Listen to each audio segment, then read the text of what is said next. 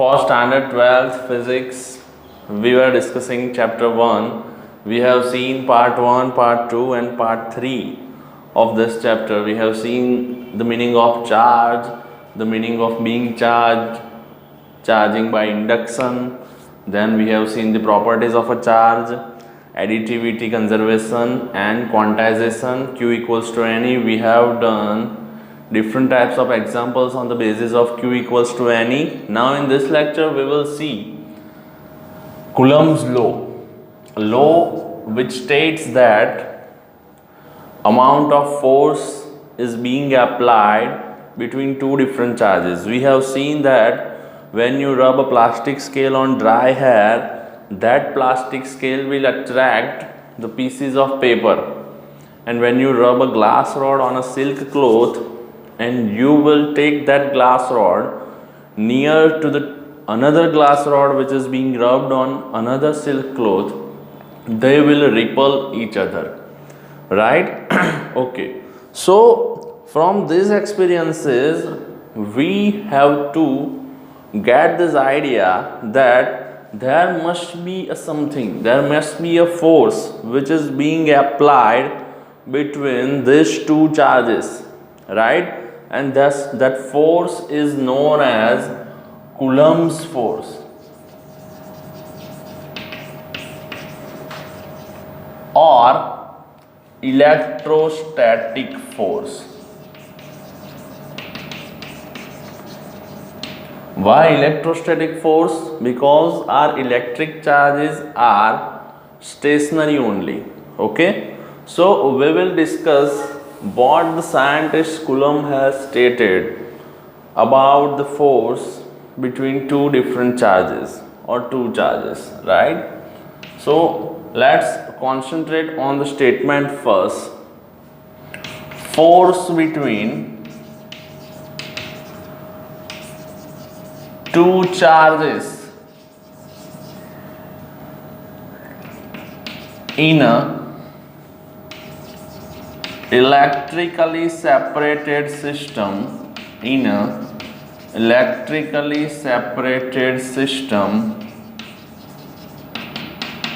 is directly proportional to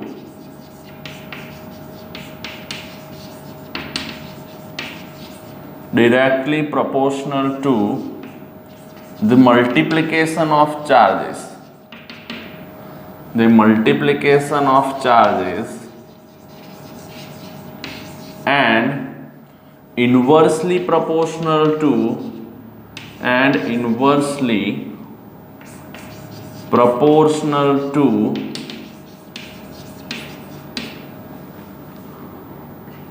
the square of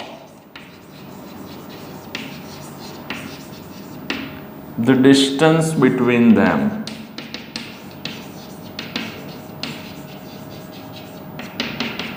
See, this is a statement of Coulomb's law which states that force between two charges in an electrically separated system. Here we are talking about electrically separated system, which means that system shouldn't have any interference of another charges out of that system. It is electrically separated and the force is directly proportional to the multiplication of charges and inversely proportional to the square of the distance between them. Okay, now let's consider a situation where the first charge is Q1 and the second charge is Q2 and the distance between them is R. According to the Coulomb's law, the force between these two charges, see, they are not talking about attraction or repulsion. We know that if the charges are same, then it will be a repulsion. If the charges are different, then it will be an attraction. Okay, so here in this condition, two charges are separated at a distance of r, so the force being applied between them is directly proportional to the multiplication of the charges and inversely proportional to the square of the distance between them. like this. F is directly proportional to the Q1, Q2 and inversely proportional to the R square. Now, if I want to remove this proportionality, then I'll have to put a constant which is K Q1 Q2 upon R square. Now, this is the formula of a Coulomb's law. F equals to K Q1 Q2 upon R square. Okay. Now, you must be wondering about K. What is K? K is a proportionality constant. And value of K can be found from this formula, which is 1 upon 4 pi epsilon 0. Numerical value of K is 9 into 10 raised to 9. Let's talk about the SI unit of K. To find the unit of K, you will have to take this R square to the left hand side and Q1, Q2 to the downward side to the left. So the unit will be Newton into meter square per Coulomb square. So the unit of K will be Newton into meter square per Coulomb square. Okay. Value of K is 9 into 10 raised to 9. Now, here you can see a new element which is epsilon 0. What is epsilon 0? Epsilon 0 is permittivity of a vacuum or air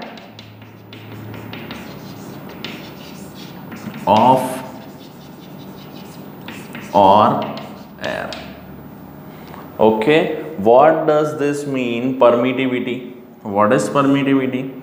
So let me give you an example. When you are taking two different magnets and taking them to nearer or far, you will feel a kind of force between them in air.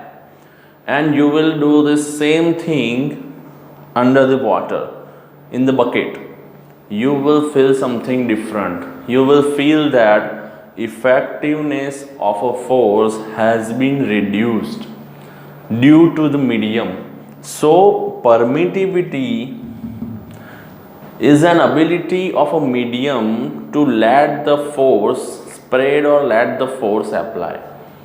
It is directly affecting the effectiveness of a force between two charges, right? So, if you are working with any other medium, you should not write epsilon 0. You should use epsilon r. And epsilon r is the relative permittivity. And value of epsilon r is K epsilon 0, where K is dielectric constant. This K and this K are totally different. Okay, and value of epsilon 0, permittivity of vacuum, is 8.86 into 10 raised to minus 12. Unit of epsilon 0 will be exact inverse or reciprocal of the unit of K. See, so the unit of epsilon 0 will be Coulomb square per Newton into meter square. Okay, now if we talk about the force is being applied between two different charges in other medium than air, we should use epsilon r. So let's take an example to understand. You are working in any other medium rather than air. So new force will be Q1 Q2 upon r square, and in place of K we should keep the value 4 pi epsilon r, not epsilon 0. So in place of epsilon r, what we have to do, we have to replace this value. So it will be f dash equals to 1 upon 4 pi K epsilon 0 Q1 Q2 by r square. Now you can make out from the board that we got the value of force in air. which is 1 upon 4 pi epsilon 0 q1 q2 upon r square. So our new force will be F dash equals to F by K. So you can judge that the force is being applied between two charges in any other medium will be the kth part or 1 by k times of the same force or of the force being applied between same charges in air, right? So MCQ may come on the basis of this. F dash equals to F by K, and we have seen the formula F equals to K Q1 Q2 upon R square. Relative permittivity, value of K, value of epsilon 0, right? You can take a screenshot or pause the video and note this down. They ask you about the analytical or dimensional formula of K and epsilon 0 as well. So you must know how to find the dimensional formula of K and epsilon 0 from their units. Okay, we will see the examples of the numericals based on this law in the next lecture. Till then, share this video with your friends so they can learn by being at home. Thank you.